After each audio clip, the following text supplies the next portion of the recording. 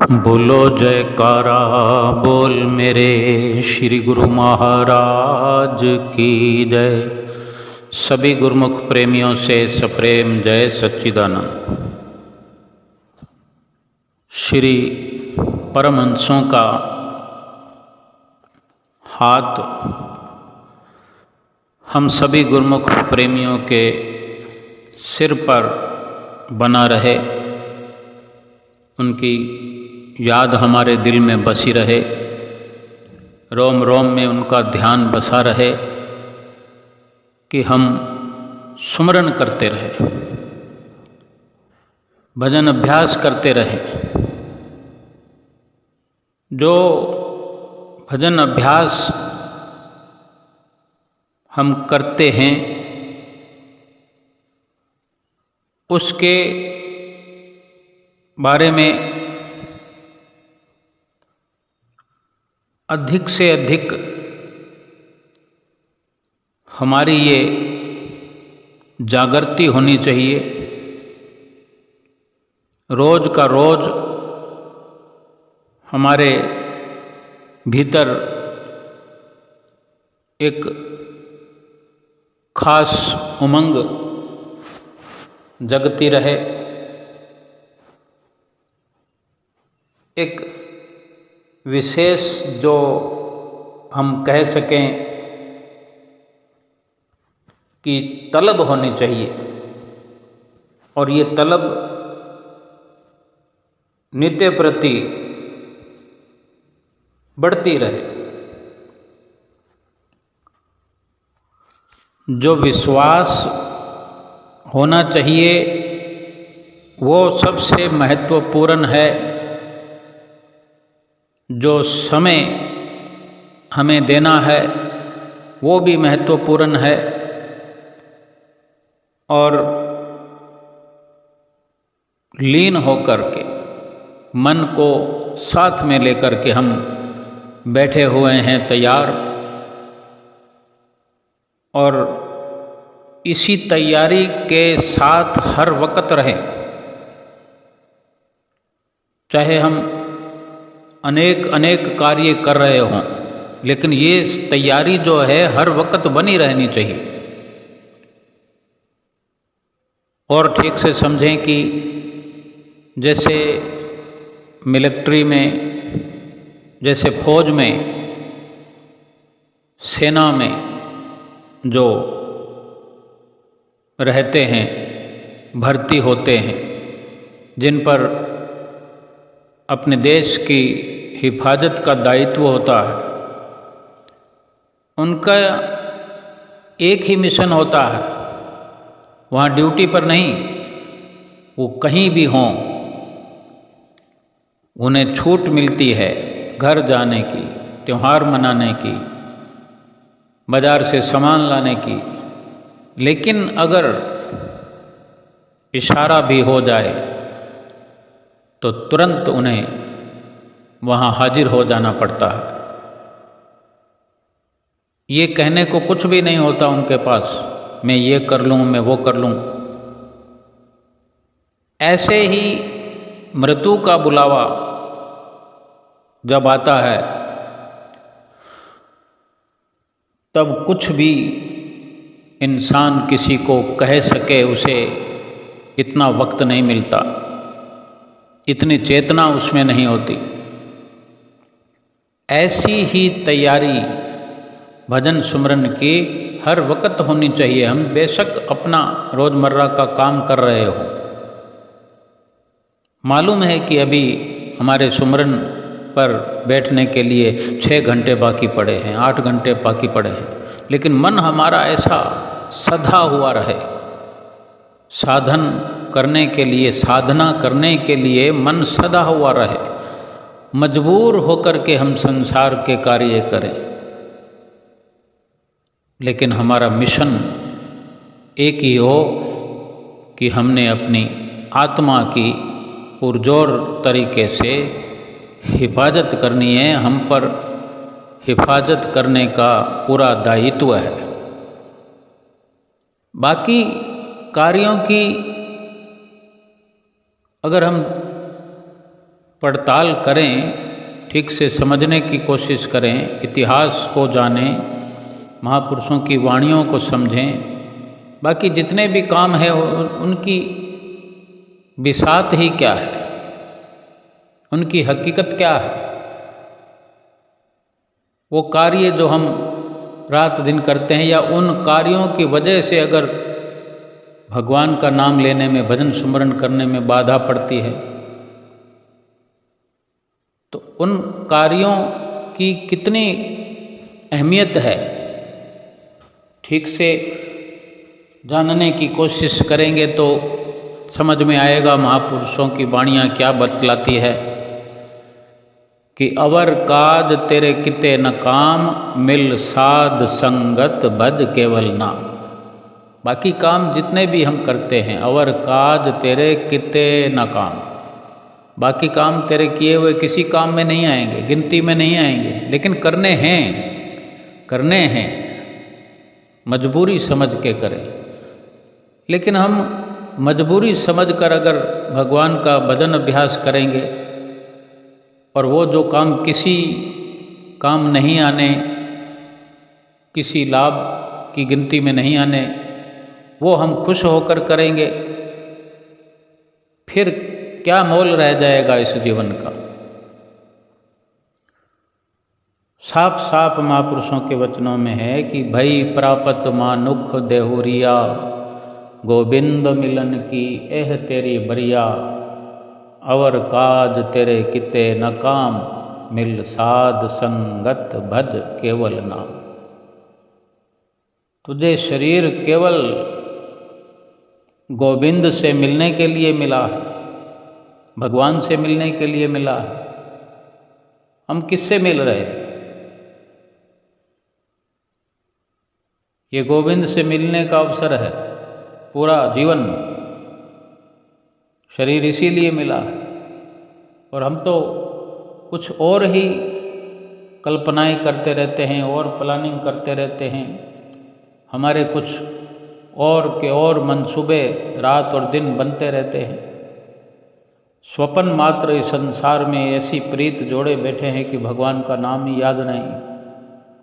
लेकिन ये सतगुरु की हम पर कृपा हो गई है। श्री परमहंस दयाल महाराज जी ने हमें अपनी ओर खींच लिया है और हमें ये सारी नेमतें बख्शी हैं, तब हम आज ऐसी चर्चा कर पा रहे हैं। क्या आप, क्या मैं, सभी एक ही हैं और सभी के सभी लाइन में खड़े हुए हैं। उन्हीं की अनुकंपा, उन्हीं का वृद्ध हस्त हमारे सिर पर बना रहे। इसीलिए सुमरन जो हमने करने की ठान ली है, हर वक्त मन मस्त बना रहे। कुछ नुकसान होता है तो होए, नुकसान क्या होना है। ये थोड़ी है कि कोई घर में बच्चा खेल रहा है, वो गिर जाए तो महापुरुष कहते हैं उसको गिरने दो, अपने सिमरन में लगे रहो। सब कुछ नियम ढंग से निभाने, घर के सारे नियम कायदे बिल्कुल आगाह होकर, खबरदार होकर, सचेत होकर निभाने, हर किसी का ध्यान रखना। लेकिन फिर भी समय हमारे पास बहुत है। महापुरुषों का इशारा नुकसान का ये होता है कि ज़्यादा से ज़्यादा 4 पैसे कमाने में थोड़ी हमें छुट्टी करनी पड़ेगी। जो पैसा हमने इकट्ठा करना है वो थोड़ा कम हो जाएगा। साथ तो ले जाना नहीं, यहाँ की सांसारिक व्यवस्थाओं में थोड़ी कमी हो जाएगी। अगर हमने कोई 20 लाख की गाड़ी लेनी है तो 20 लाख की नहीं आएगी, तो 15 लाख वाली आ जाएगी, 12 लाख वाली आ जाएगी। रोज़ अगर हमें 2 घंटे भजन सुमरन के लिए कहा गया है कि हमारे 2 घंटे भजन सुमरन करने से हमारे रोटी खर्चे में कमी आने वाली नहीं है, उठने बैठने में रहने वाली कमी नहीं है, बल्कि भजन सुमरन करने से तो बरकतें पड़ती है। ये भी बड़े बड़े ऐसे भगवान के भक्तों के इतिहास ग्रंथों में लिखे पड़े हैं, जो हम सुनते भी हैं, सत्य सत्य करके मानते भी हैं, यकीन हो जाता है हमें, क्योंकि हम समझदार हैं, लेकिन हम भूल जाते हैं, इसलिए महापुरुष याद दिलाते हैं। हमारी जो तैयारी का मतलब है भजन स्मरण के लिए, यानी जिस वक़्त हम बैठें, समय हो जाए, अगर उससे जो समय हमने निश्चित किया उससे पहले बैठने का मन कर जाए तो अड़ी थोड़ी लगानी है। अगर हम आज जल्दी वेले हो गए या मन कर गया कि चलो और कुछ करने का मन नहीं है, बैठकर सुमरन करते हैं, तो तैयारी होगी तो अधिक आनंद आएगा, बड़ी आराम से बैठ जाएंगे। और तैयारी क्या करनी है, कोई उसके लिए कोई दीवार थोड़ी बनानी है, कोई दीवार तोड़नी थोड़ी है, कोई बनानी थोड़ी है, कोई सामान थोड़ी लाना, कोई कुर्सी मेज थोड़ी लाना। तैयारी हो अपने मन की, ध्यान की, जो ये तैयारी हर वक्त हुई रहे, इसके मायने भी यही है कि ध्यान हर वक्त सतगुरु के चरणों में लगा रहे, सतगुरु के ध्यान में लगा रहे। और इस प्रकार जब ध्यान को हमने सतगुरु के चरणों में ही लगा रख छोड़ा होगा, तो हमारा एक मौखिक रूप से तो सिमरन हो रहा है, और मौखिक रूप से ही क्या, बल्कि लिखित रूप में भी हो रहा है, क्योंकि हमारी तैयारी ज़बरदस्त है। हम दिल से तैयार हैं, अपनी चित्तवृत्तियों को एकाग्र किए हुए हैं। स्मरण करने में बड़ी व्यवस्था तो चित्तवृत्तियों की होती है, चित्तवृत्तियों को समेटना ही तो होता है बड़ा काम। अगर बड़ा काम हो गया तो फिर छोटी कार्रवाई होती है। बेशक ये छोटी कार्रवाई भी बड़ा मायने रखती है, लेकिन अगर बाहर से निपट के अगर हम घर आ जाते हैं तो घर में फिर कम से कम एक चार दीवारी के अंदर बहुत सारी सुविधाएं होती हैं। बाकी तो उलझने जीवन में लगी रहती है, कभी समाप्त नहीं होती।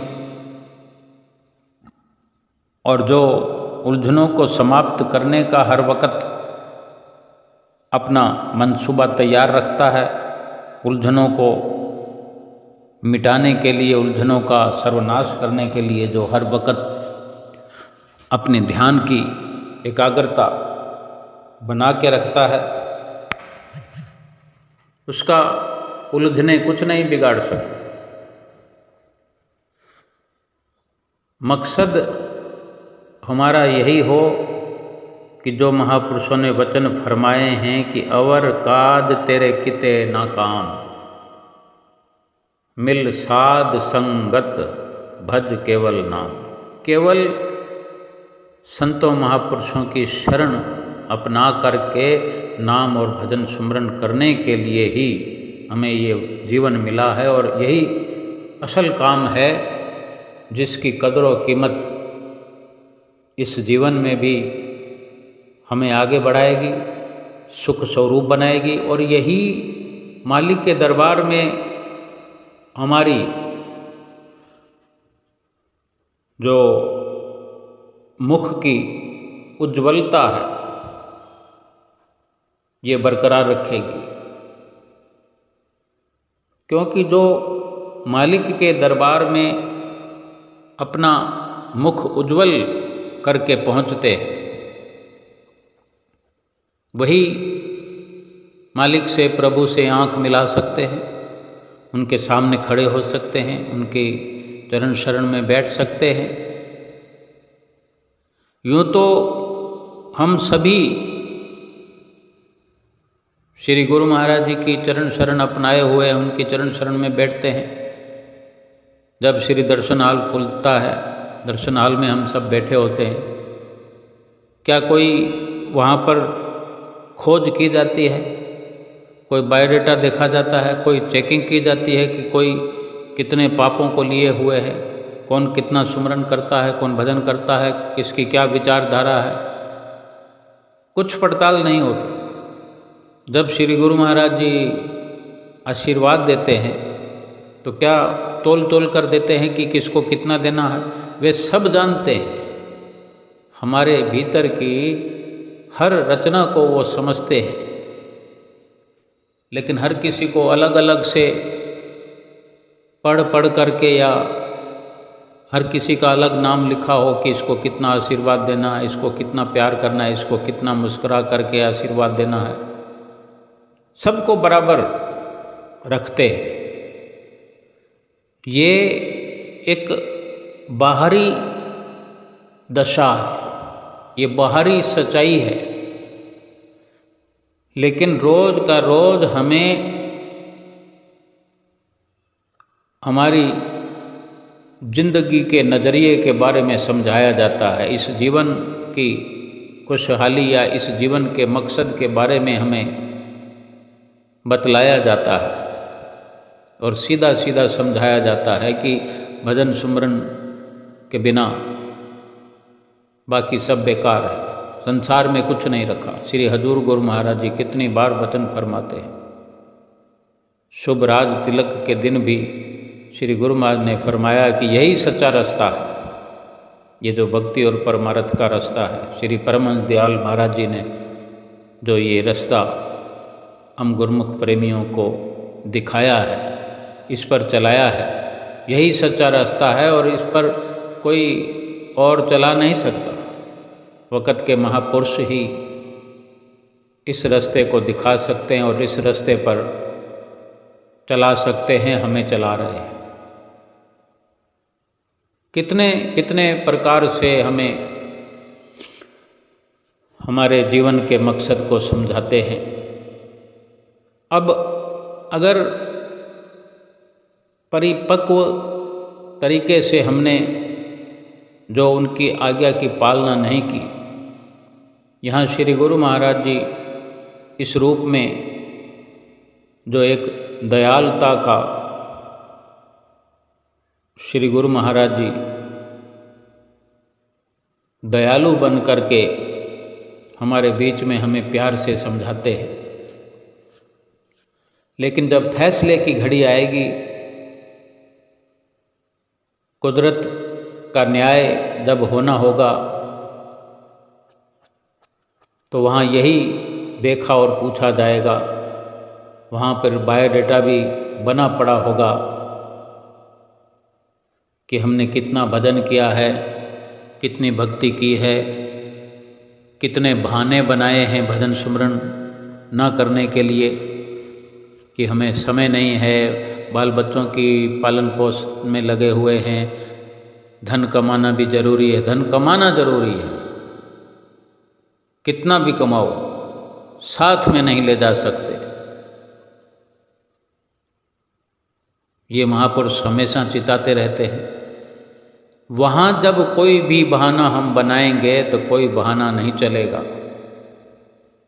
आज हम श्री गुरु महाराज जी के आगे भी खड़े होकर झूठ बोल देते हैं, चाहे हम अपने घर में खड़े हों, मंदिर में मत्था टेक रहे हों, अपने घर में फरियाद कर रहे हों, जब कोई महात्मा जनों के सामने कुछ बोलना पड़े तो तुरंत बहाना बना देते हैं, झूठ बोलते हैं, सीधा झूठ बोलते हैं, ये हो गया वो हो गया। सच बोलकर भी कह सकते हैं कि मैं नहीं आ सका, मेरा मन धोखा दे गया या मुझसे भूल हो गई। तो कौन सा वो दंड देने वाले हैं? कम से कम एक बात को तो समझेंगे, कितना भी कैसा भी गुरमुख है लेकिन झूठ नहीं बोलता। या हम कभी नहीं जाना चाहते हैं बुलावे पर तो हम कह दें नहीं आऊँगा। पूछने पर जवाब ये भी दे सकते हैं कि मेरा मन नहीं है, मेरी आने की इच्छा नहीं है।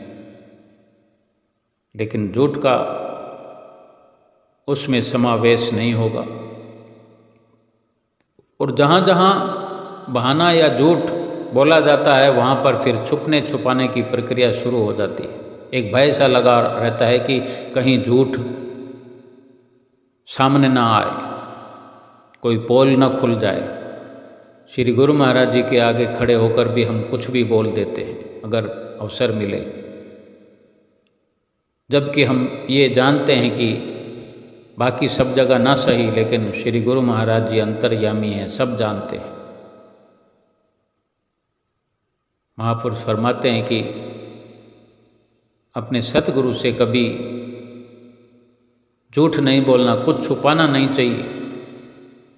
फरमान ही है, शास्त्रों में वचन लिखे हुए हैं, ग्रंथों में, गुरु से कुछ ना दुराइए, गुरु से झूठ न बोल, बुरी भली खोटी खरी, गुरु आगे सब खोल। जो भी है, अगर हम साफ सुंदर शब्दों में सच बोल दें तो उसका इलाज हमें बता दिया जाएगा, उसका समाधान कर दिया जाएगा। झूठ बोलने से क्या हो, हमारा इलाज तो होगा नहीं, समाधान तो होगा नहीं, एक झूठ हमारे खाते में जुड़ जाएगा। यही तो बायोडाटा हमारा बनता रहता है, हमारी प्रोफाइल तैयार होती रहती है, और जब मुलाकात होती है उस दरगाह में, उस परमात्मा के आगे, और कुदरत ने न्याय करके रखा हुआ होता है, हमारे सामने दिखा दिया जाता है हमारे द्वारा किए हुए कर्मों का चिट्ठा। कहाँ झूठ बोलेंगे, कौन सुनेगा?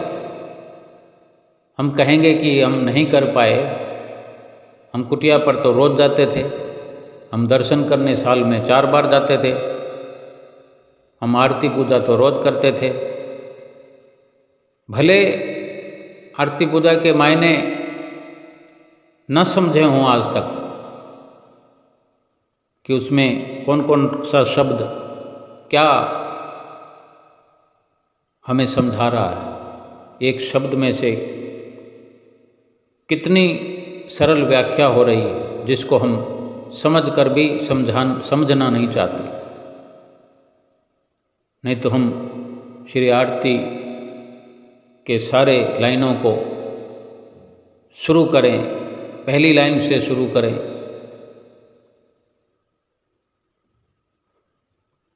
श्री आरती में उच्चारण के ओम जय श्री जगतारण, शुभ मग के उपदेशक, यम त्रास निवारण, ओम जय श्री जगतारण। कि मैं ऐसे सतगुरु की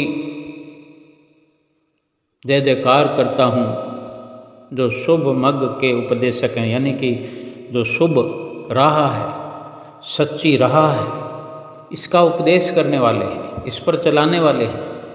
और यम त्रास निवारण लिखा हुआ ये है, लेकिन अनेक अनेक गुरुमुख प्रेमी ऐसा पढ़ते हैं यम त्रा सो निवारण, यम त्रा। अब उनको ये नहीं समझ कि इसका मतलब क्या है। आरती की किताब में लिखा हुआ है यम त्रास निवारण, यम त्रास यानी यम की यातनाओं का निवारण करने वाले।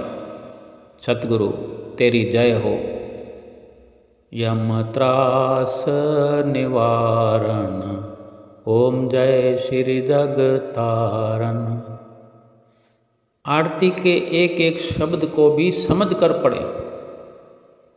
जो अच्छे से पढ़े लिखे हुए गुरुमुख प्रेमी हैं, वो भी इसी प्रकार से शब्दों को उच्चारण कर जाते हैं कि खुद पता नहीं लगता कि हमने क्या बोल दिया।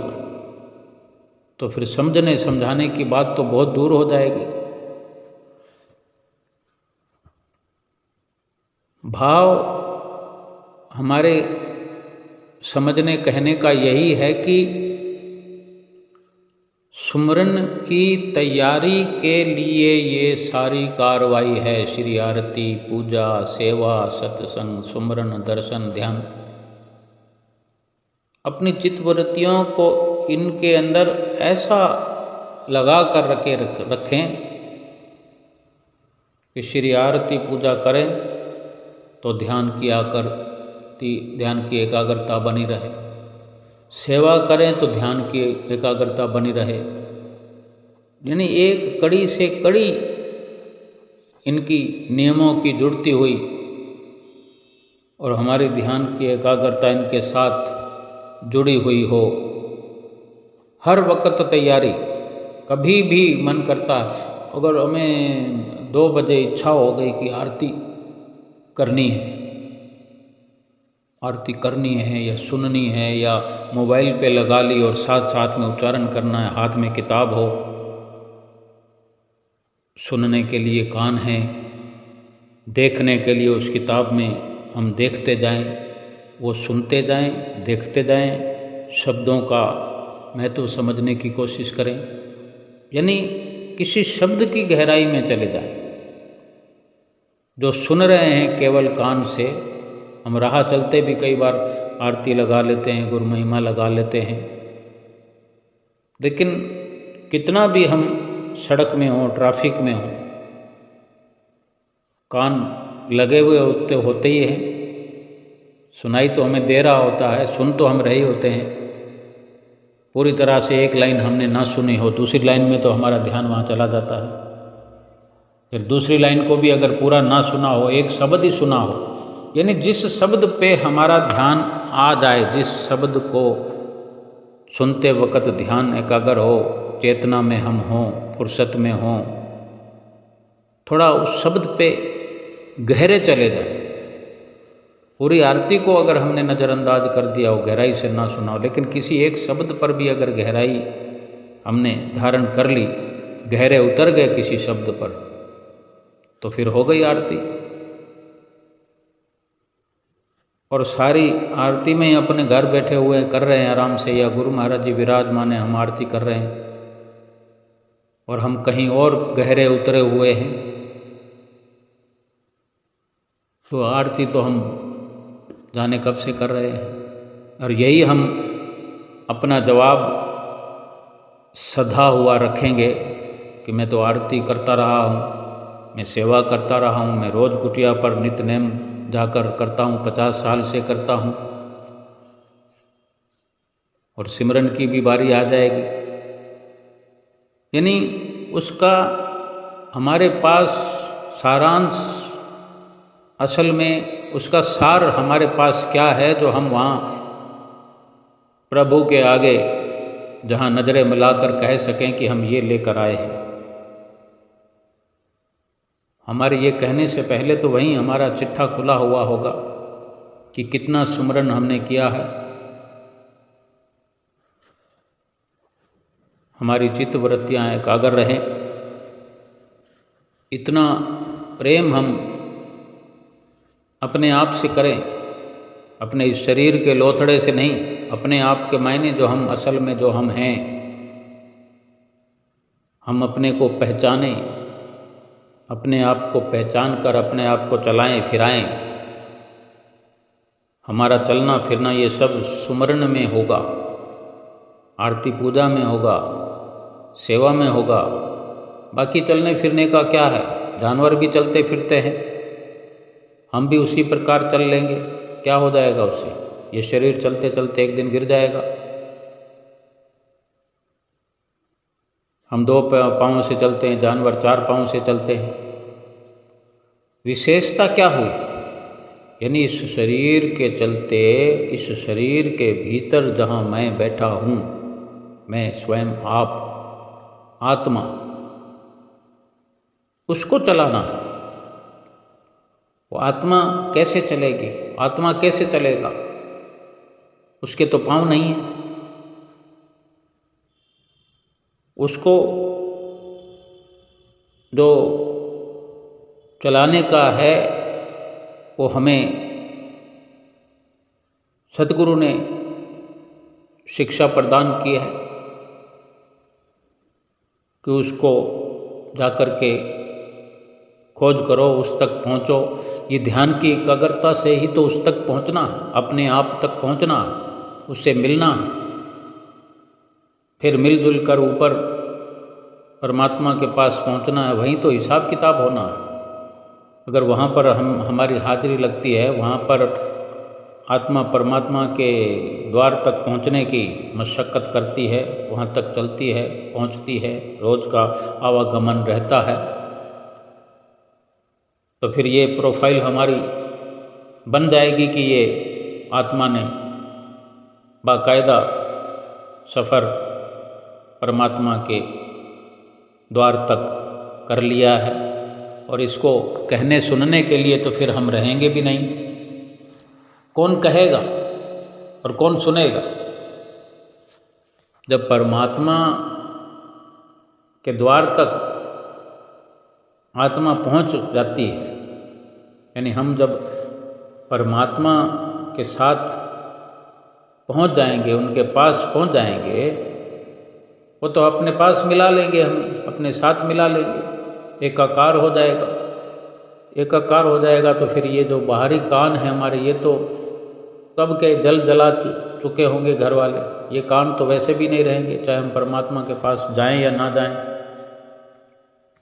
ना ये मुंह रहेगा बहाने बनाने के लिए, ना ये कान रहेंगे, ना कुछ आंखें रहेंगी ये देखने के लिए। यानी भीतर का भीतर हमने अपना काम करना है। और सुमरन के लिए हमारी हर वक्त तैयारी रहे। एक फौज में जैसे भर्ती फौजी होता है, फौजी की तरह, यानी क्या पता किस वक्त हमें मौत का संदेशा आ जाए। जिस वक्त भी आए हमारी तैयारी पूरी होनी चाहिए। यानी नित्य प्रति सारा दिन रात हमारा ध्यान वहीं लगा रहे। ये संसार के काम धंधे होते रहे, हम करते रहें तो भी हो रहे हैं, भगवान करेगा तो भी हो रहे हैं। अच्छा है ना कि हमारे काम जो हैं भगवान करें और हम भगवान से जो आदेश मिला है उसमें लग जाएं। और इसी प्रकार सुमरन में ध्यान पूरा एकाग्र करते हुए सतगुरु की प्रसन्नता के पात्र बने और परमात्मा से एकाकार करें। बोलो जयकारा बोल मेरे श्री गुरु महाराज की जय।